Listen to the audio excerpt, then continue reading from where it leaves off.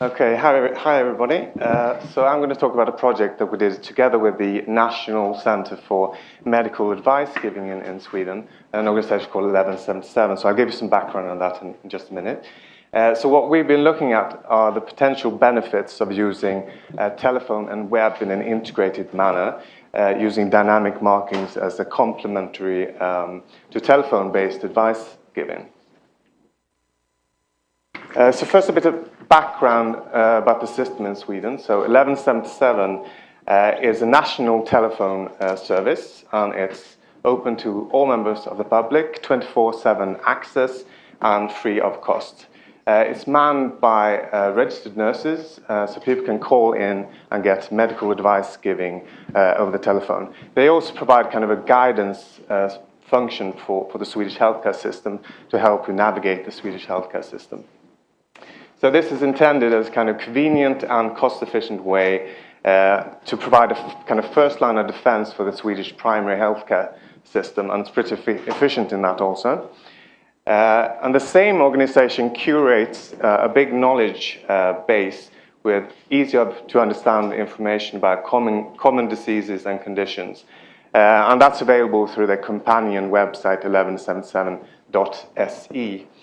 And all really high quality information and worded in a way so it's accessible for the non-medical professional. The basic idea in the project I'm presenting here today is to see how we can use these two channels of communication, the telephone and the web, and use them together in a more integrated manner. And in this, hoping to provide a more kind of high quality, high expressiveness type of advice giving over distance. And also seeing if you can extend the range of issues that can be managed or handled over distance. So we built a prototype system and tried it out together with the 1177 personnel. And have run a couple of controlled studies using eye tracking methodology. To try to get a deeper understanding of how telephone and web, verbal and visual, work together to provide kind of an advice-giving, counseling service for the members of the public. So the tool put together allows an advisor to connect a web session to an ongoing telephone conversation. So you always start with a telephone conversation, and then if it's found to be necessary for that kind of extra level of expressiveness for some reason, then you can add on the web session. So it's added on by having the user go to a specific web page, click a link, and then that connects their browser to the browser of the advice giver.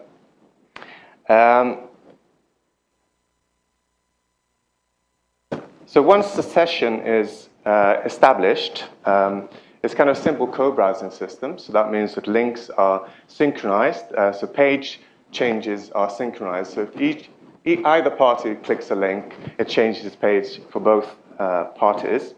So it's a fully cloud-based, no installation, no configuration, just a generic browser and easy to get going as this kind of add-on to the telephone conversation to be used if necessary. So we synchronize the page changes. We don't synchronize the scrolling or anything else in this. So we have kind of the using a deliberately weak type of synchronization. So giving each party kind of the freedom to explore the current page from their own perspective. So that's kind of a deliberate design philosophy to use as little synchronization as possible because we want to leave some measure of freedom, especially for the patient, but also for the advisor in that situation. Then we have the marking functionality. So this allows the advisor, and this is only available for the advisor, this functionality, to create dynamic markings on the page that is currently activated. And these immediately show up then on the side of the patient. And this can be used then to dynamically control attention, or bring focus to a certain area on the web page to kind of underscore the argument, to give extra information, or something like that. It can also use to shift information to a new area on the page. So by shifting from one marking, highlighting that marking, then shifting to another, we can dynamically control the attention. So it's kind of a pedagogical over distance aid for the advisor to show, to control the kind of the sequence in the conversation.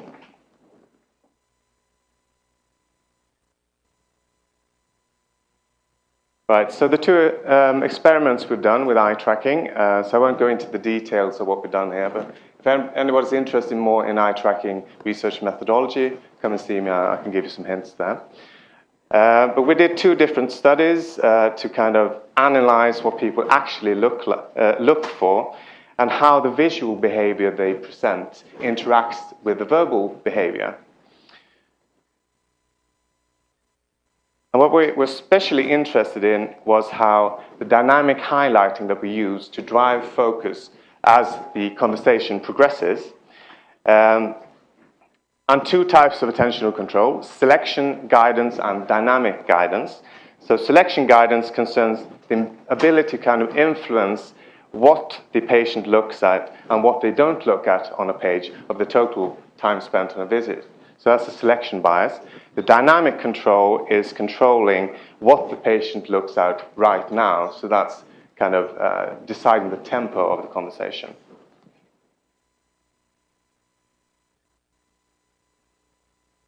Right, so here we see some of the results from that study, and this is about the selection guidance. And this is a heat map generated by the eye tracking analysis software. So this shows an aggregated viewing behavior. So this is a number of participants showing what it looks like when they're looking at this page while receiving guidance in these controlled experiments. So the heat map works like, if you imagine your eyes shooting lasers, that's burning holes in the page, right? So again, aggregated behavior. So this is a number, I think about 10 patients. So the areas of high intensity, shown in red, they get the most attention. So here we've got a very clear picture of the way that the visual guidance drives the attention on the page in a selection way. So using just selection markers, we can help the user to focus in on certain areas and ignore other areas for the purpose of the ongoing advice giving. Of course, verbal content, the telephone bit of this, that also drives attentional focus. So we did a couple of different conditions to check out what kind of influence the verbal guidance has in comparison with the visual guidance. So they complement each other and the patterns are similar, but we have a much more pronounced and clear pattern when we use verbal and visual guidance at the same time. So this is for the kind of selection guidance or selection bias. This is another view of the same data, which gives more kind of a direct view of what they're actually looking at. So it's same aggregated viewing behavior, and here we see very clearly that it's the marked out sections that get the most focus and attention. So the next thing was the dynamic guidance, how we can use the markings to intentionally drive focus between different areas. So this first slide shows the progression of going through different focus areas on this page. So it might be a bit difficult to see on this screen, but you see the little red markers? That shows that we have one section being highlighted in each of these sections. So looking again at the heat map results of this, we can see we have a very strong guidance of attention where they're focusing on each of these areas in that progression as the advisor is highlighting each of these areas. So again, we have the verbal and the visual together. So again, we had separate conditions to kind of try to extract the influence of the verbal guidance we had in this. And again, the pattern was similar, but we got much stronger focus when we used the verbal guidance and the visual guidance at the same time. There's also a point of the actual dynamics of guiding that control. So we looked at time to target numbers. So when you actually change from one target to the other, we also have much shorter switching times between focus areas. So again, that's a measure of our ability then to guide the attentional control as a sequence in concert with the verbal information that's given. So again, another view, this gives an even clearer picture of the level of attentional control that we can achieve with this double visual and verbal guidance. and we see we have a very clear control of progression. And again, this is an aggregate over a number of subjects, so we have a very clear control for all of those. Because the averages kind of hide the individual in this, we also looked at the individual analysis of the eye tracking patterns that each individual participant had. And this is for analyzing the type of behavior patterns that we have when we follow the path of using this. So the aggregates we had before, they tell us something about the ability to control attention, both selection-wise and dynamically. But following the kind of story of each individual user tells us something about the dynamics of how they actually progress through a session like this. And this shows us that there are different kind of search strategies that different people use, different kinds of individual inclinations on how likely they are to stay on target. But we can also see that the kind of quick forays that they do into other parts of the content can be very positive. It could be that they're looking at the context area and getting hints for other questions to ask in this related area and stuff like that. So looking at the individual parts, we can also identify the positive behaviors that we might not see then in the aggregated behaviors, where we're kind of trying to get them to control the attention as much as possible. The qualitative analysis also revealed that there were lots of commonalities, but also individual differences. So that gives us hints how this type of advice giving can be customized to the individual preferences, to the specifics of the material covered, and lots of other types of factors. And we don't get that in the aggregated analysis.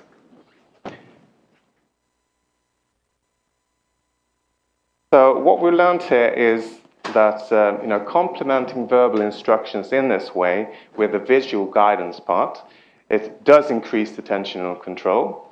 And we believe that that should translate into increased precision and exactness in knowledge transfer. However, the pedagogical value doesn't naturally flow from this. It's not negative in a sense that somebody doesn't stay on focus the way the advice giver wants them to stay on focus. Like I mentioned before, if they have a positive viewing pattern, looking at other information, that can definitely be positive.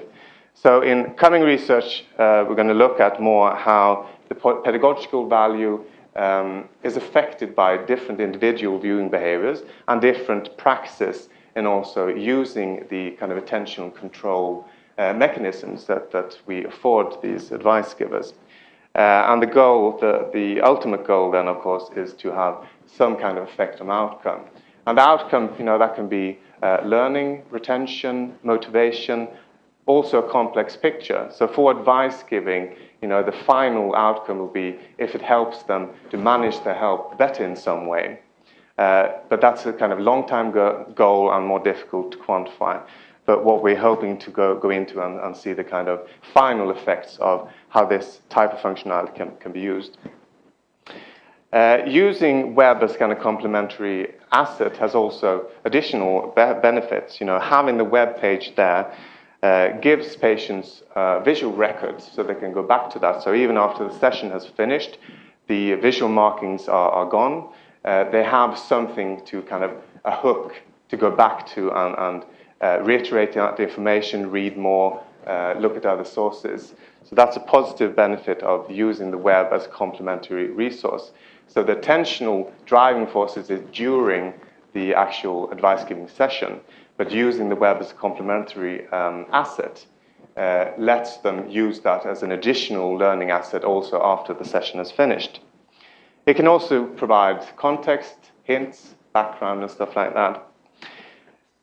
Some of the success factors, because we tried quite a lot of different versions of this system, and ease of use was actually absolutely critical on both sides, and making it as easy to use. So both on the presenting side, the way these visual guidance markings were presented to the patient, and also on the advice giver side, the way they actually created these markings. But generally it was, the easier the better for both sides of this. The when to use and when not to use was very critical also, that this wouldn't be a service used as a hang-on to any telephone conversation. So choosing when it's appropriate to use this would be an important part of the praxis of a service like this. So finally, the next step, we've done so far only kind of controlled experimental studies, especially looking at the kind of ability to drive attention control within this. But the next step is to move ahead and try it out on real patients. So we've used the local chapter of the 1177 organization, and they're ready to kind of go ahead and try it with real patients. So still some scaling up issues and also some legal issues. And we've got a commercial partner to help us with those aspects on that. Finally, what I've talked about here is how 1177 can use their telephone service, existing telephone service, and their web resources as they are. But where I see the real promise for this type of service, not specifically this implementation of it, but the type of service, is to allow a service like this to qualify resources on the web. So the technology behind this is not limited to the 1177 website, but any page can be used for this. So by introducing kind of the professional voice on the web in a very simple, low threshold, low entry threshold way, professional advice givers can go onto the net and help people answer questions with the wealth of material that's out there. So that's what I see like the bigger picture and the bigger goal within this. But we're starting small, looking at how 1177 can use their own resources to start with. Right, thank you. Great, thank you very much, Mark.